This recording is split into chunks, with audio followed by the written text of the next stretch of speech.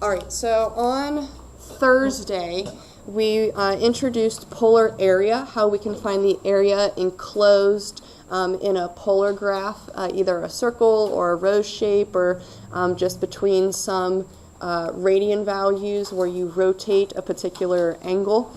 And what's different about these is that we're not necessarily finding the area under a curve to the x-axis.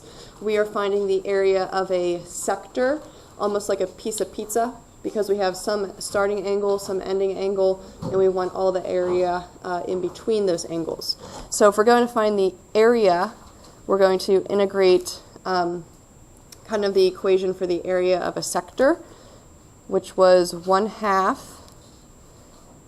times the radius squared. And our independent variable for these polar equations is theta, that angle that we rotate at the pole. And then we have some alpha and beta angle that we're going to use as our bounds, kind of the beginning angle of rotation and the ending angle of rotation. So we're just going to kind of practice this setup. Sometimes we might have two equations we have to analyze, or two polar equations we have to analyze to figure out the area perhaps trapped in between them. We're going to see some of those examples. So let's take a look at the first one. Find the area inside that polar equation but outside the other. So I would immediately graph them just to get a visual. That way we can see the particular area that we want to try to calculate.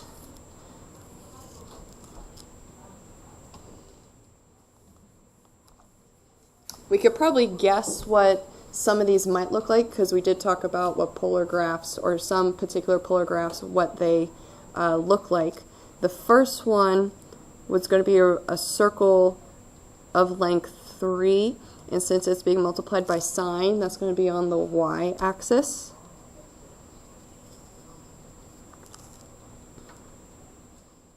But 2 minus sine, we might have to graph that one. So let's go ahead and see what we get for these.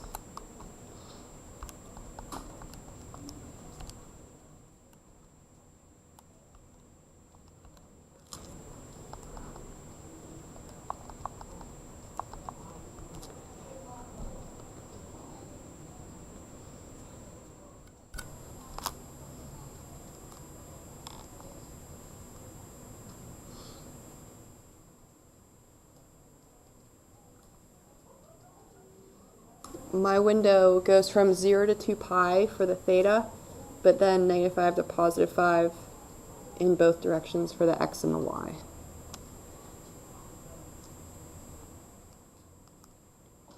Can we get that graph? Okay. Kind of looks like a snowman, a little bit.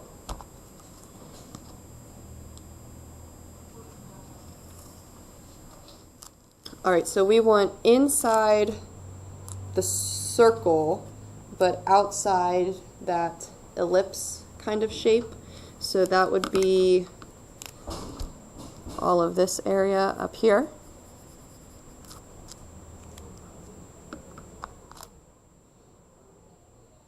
All right. What might be useful to know or identify on this graph to help us start to set up our area integral?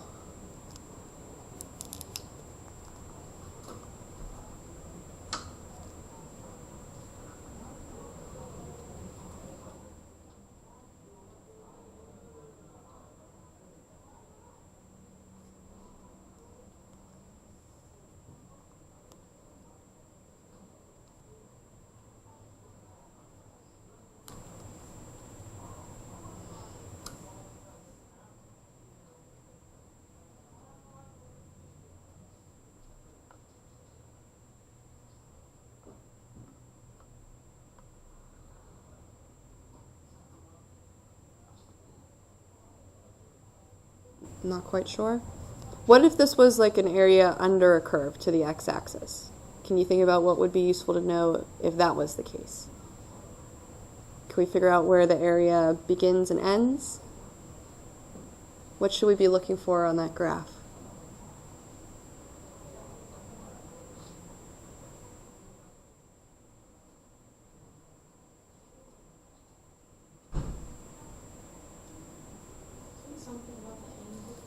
Probably the angle, okay, or most likely those bounds. Okay, what angle do we need to be looking this way to figure out where that kind of intersection point is, and what angle do we need to be looking this way to get that intersection point? Okay, so that angle of rotation, or in this case, the intersection points. Now, what I do want to pay close attention to, at least on the calculator, is if this was an area between two curves, like to an x-axis or y-axis, we're used to finding intersection points on the calculator. We're familiar with still doing that. Okay? But if you tried to do that for these polars, we'd hit second calc.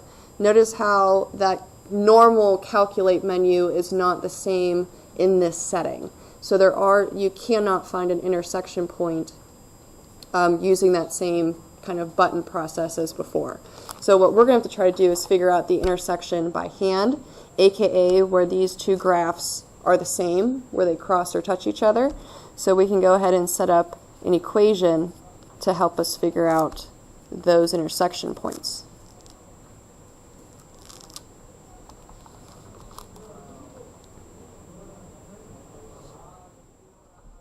So we could probably add the sine over to give us 4 sine, and then divide the 4. Can we think about on our unit circle where sine has a value of 1/2? Pi over 6.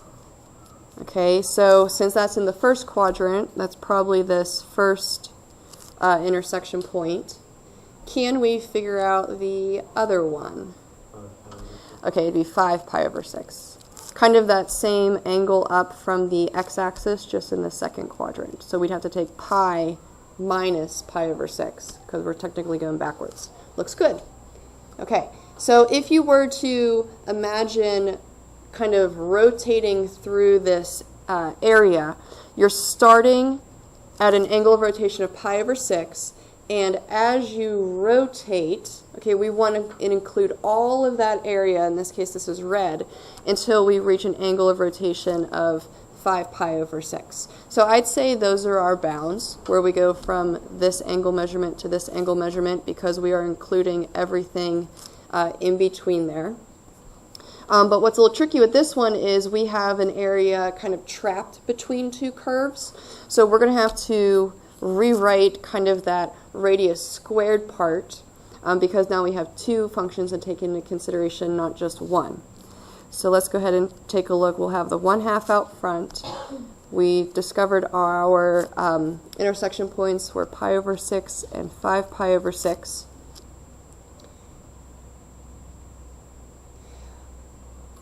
How might you think we would need to set up the integrand or the function part of that integral, taking into consideration our two functions or two polar graphs?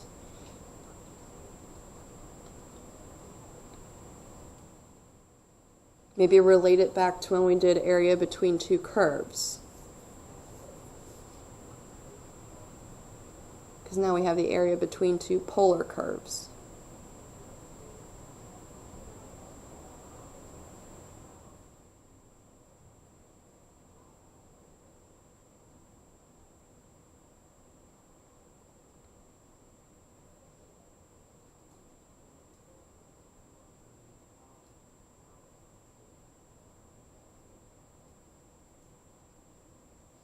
Yeah. Okay, top function, which was the 3 sine theta, and then what do you want to do with that?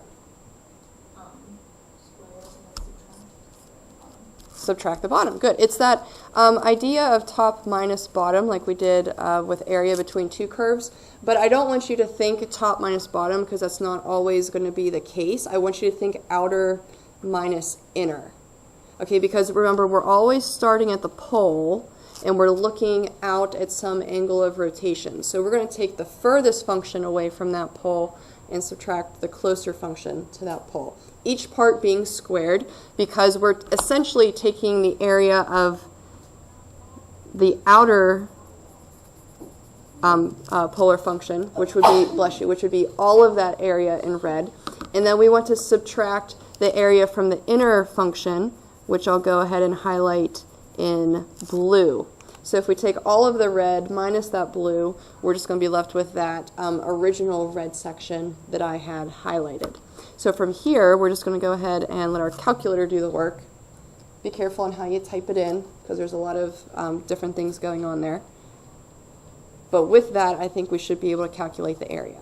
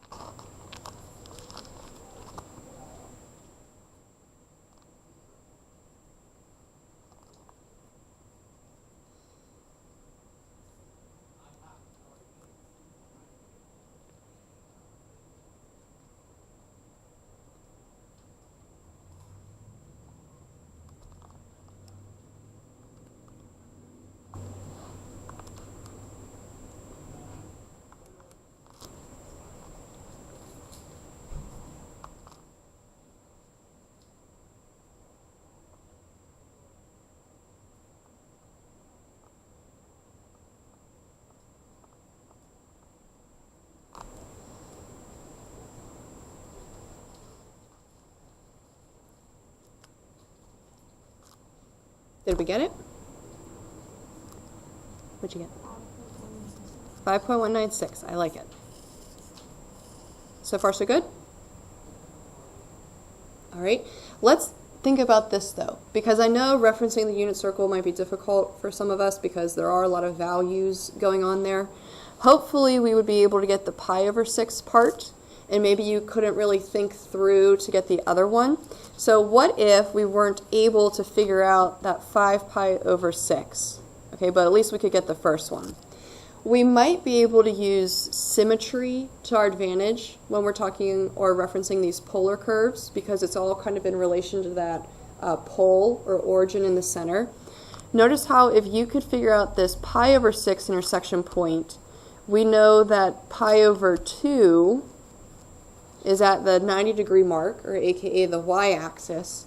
So we could be able, or we should be able to figure out the area from pi over 6 to pi over 2, like just this portion, and then we would have to double it, right? Just because we have the same amount of area on the left-hand side.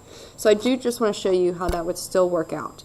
If we take 0.5, and then we'll type in the integral, this time we'll have pi over 6 to pi over 2, and then we had 3 sine theta squared minus 2 minus sine theta squared. We get that area times 2, we'll get the same answer. Okay, so symmetry might be in our favor. Just in case it gets a little too difficult for us to calculate those intersection points, or maybe it's too complicated to write an entire integral for the area, we can kind of break it up and use symmetry to our advantage. So keep that in mind perhaps as we go through this next one. Okay, find the common interior of those two graphs. So I would immediately graph them, get a picture, and try to label or shade the area that we're trying to figure out. Maybe we know what some of these would look like. 3 cosine theta would be a circle of length 3 on the x-axis.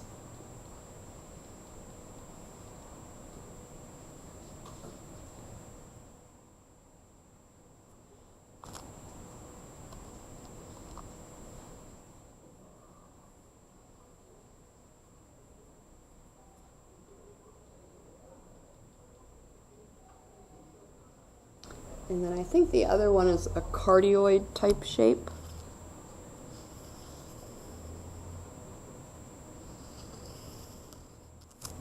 Like that.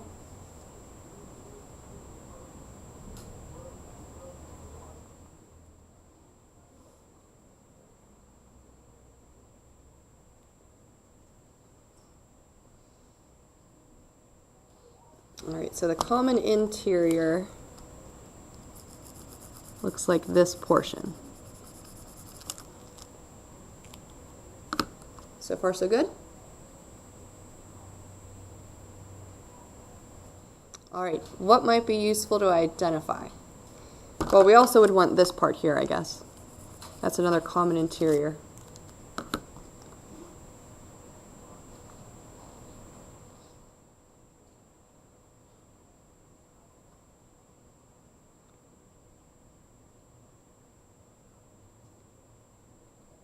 Can we find those intersection points like we did before? Let's see, we'll set them equal to each other.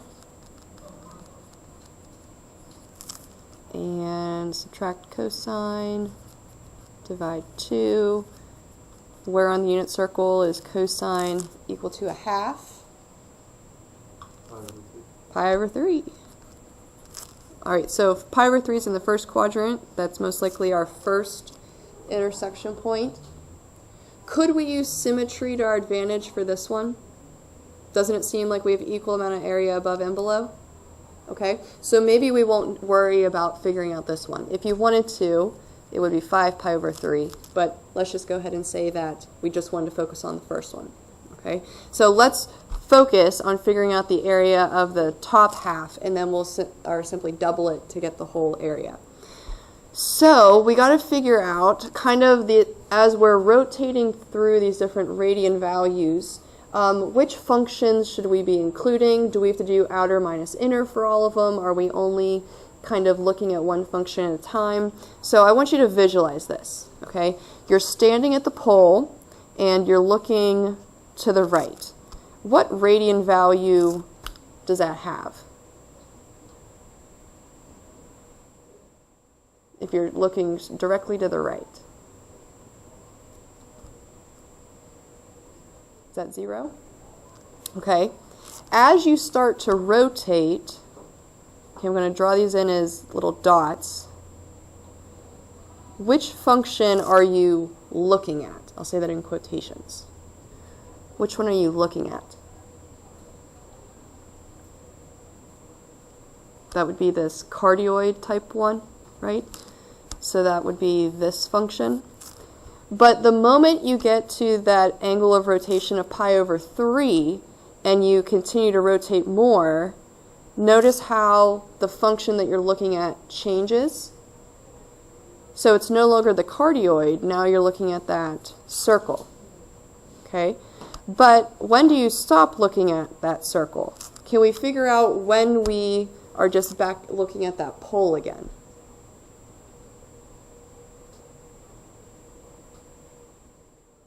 So we know when we're looking to the right, that's 0. And if we're looking here, that's pi over 3. But as we keep looking, okay, when are we back at the pole? How can we figure out that angle?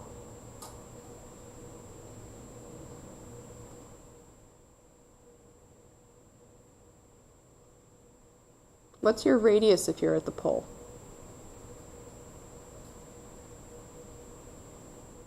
AKA, how far out did you walk? 0, okay? So let's go ahead and take that circle graph and set it equal to 0 for the radius. We'll figure out that angle we are when we get back to looking at that pole. So 0 equals 3 cosine theta. Where on the unit circle does cosine have a value of 0? That'd be pi over 2.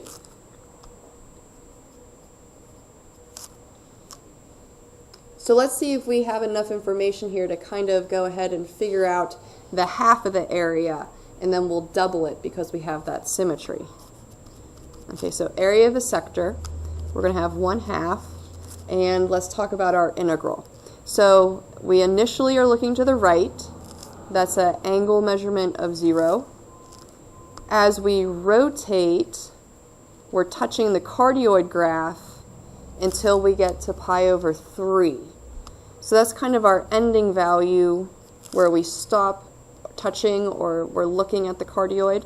So we'll use that cardioid function and square that. But we still have more area to consider. So let's go ahead and add another area integral. This time, we stopped at pi over 3, and we continued to rotate until we weren't really looking at any function anymore because the function got back to the pole where we were standing. So that would be at pi over 2. So that function between pi over 3 and pi over 2 was the circle function.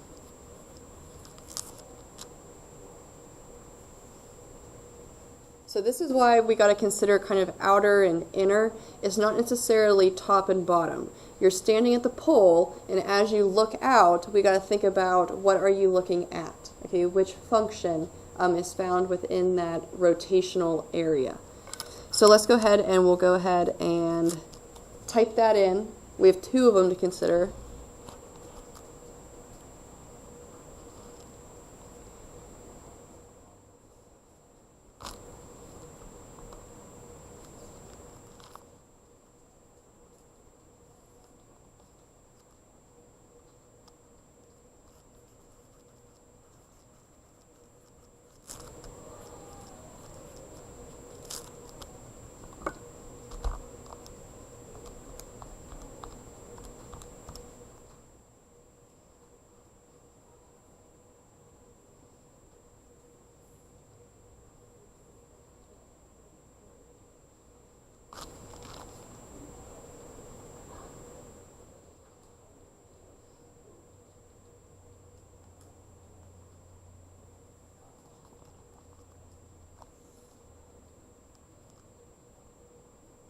Did we get 1.963? Is it 3? Something like that. So that's only the area from the top half, because we went from 0 to pi over 2. That's everything in the first quadrant. But if we double that to include the other common interior underneath, get 3.92627, depending on how you round.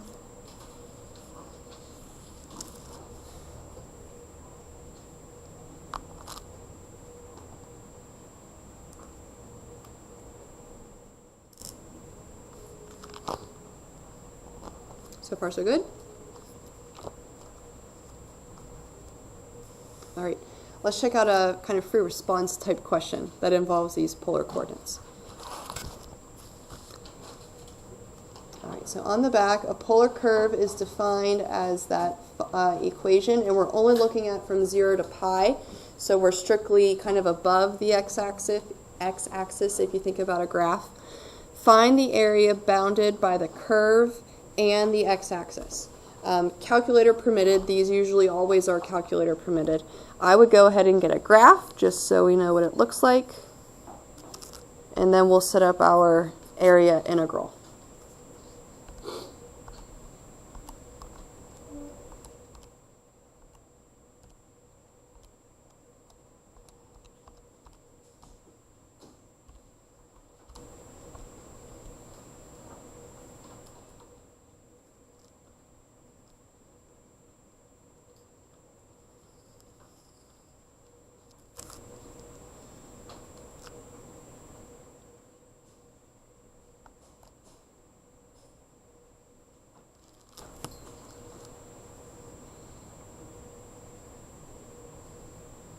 Looks like a whale coming out of water.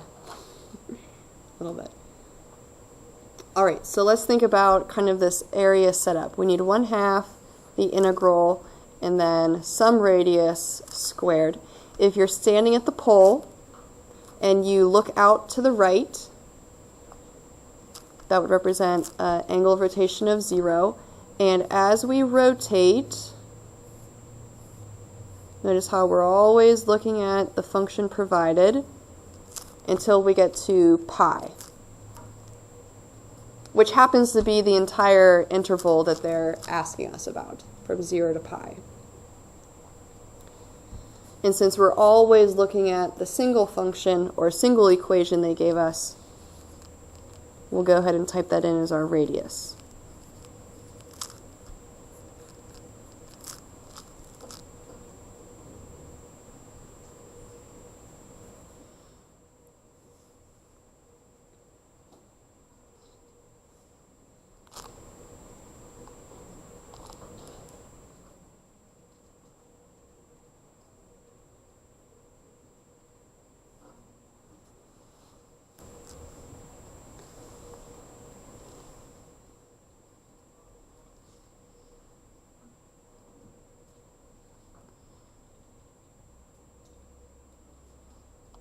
what do we get as our area?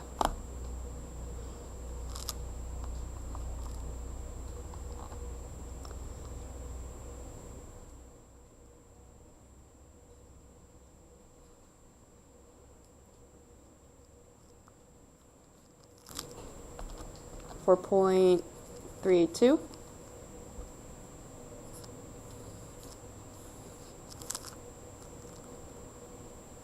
Look good?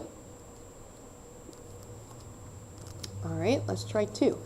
Find the angle that corresponds to the point on the curve that has an x coordinate or x value of -2. How might you want to tackle that?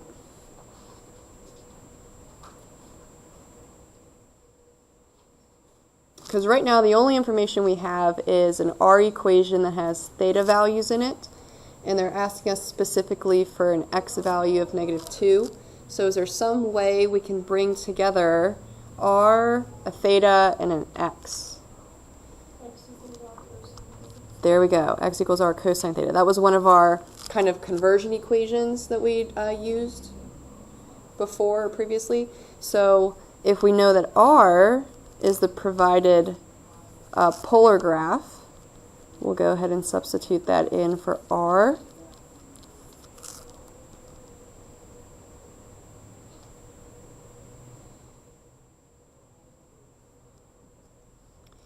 And we can plug in -2 for x.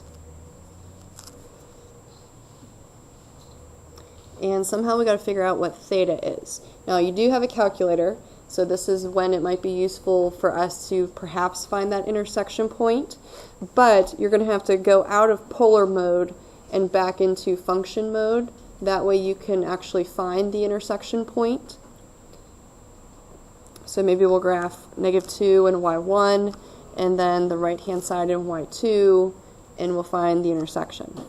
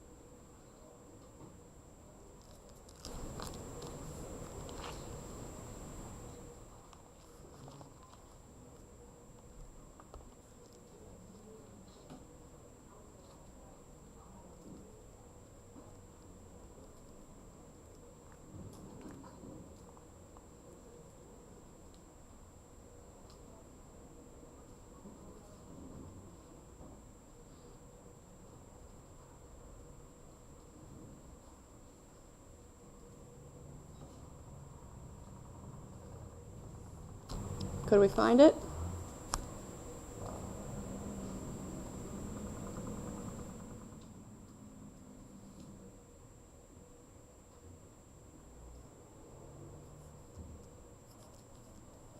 I got 2.786.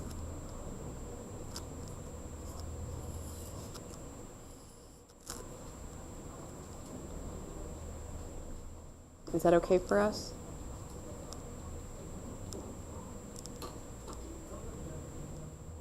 I'll take the silence as a yes. All right, let's try the next one. For some angle between pi over 3 and 2 pi over 3, dr over d theta is negative. What is that saying about the graph on this interval? Let's maybe tackle this part first. Dr over d theta is negative. What does that tell us?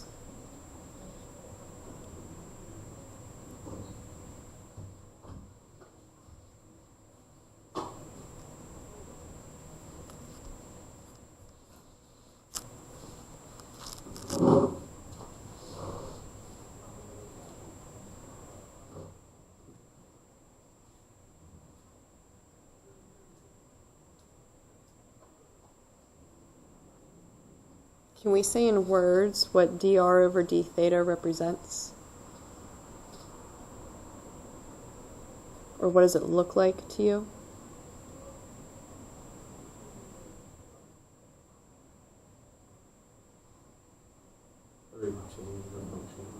The rate of change of a function, okay? Specifically the radius function, that's what r stands for, okay? So the rate of change of a function, or of the radius function. So if the rate of change is negative, what's that telling you about the radius? If a derivative is negative, if the rate is negative, it's getting smaller. Okay, so radius is getting smaller, or you can say decreasing, means the same thing. So what's that telling you about the graph? If the radius is decreasing, can you describe what's happening on the graph?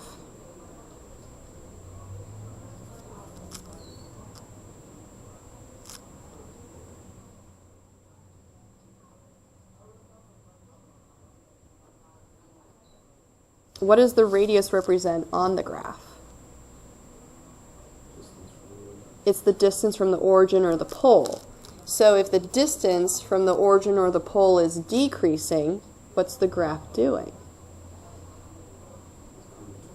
It's getting closer to the pole if that distance is decreasing. Can you see how that kind of seems to be true for some angle between pi over 3 and 2 pi over 3? So we're kind of somewhere in here to somewhere in here.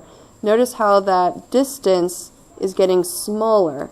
So the curve is getting closer and closer and closer to that pole.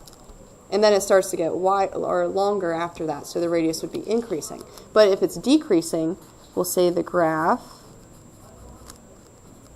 is getting closer to the pole.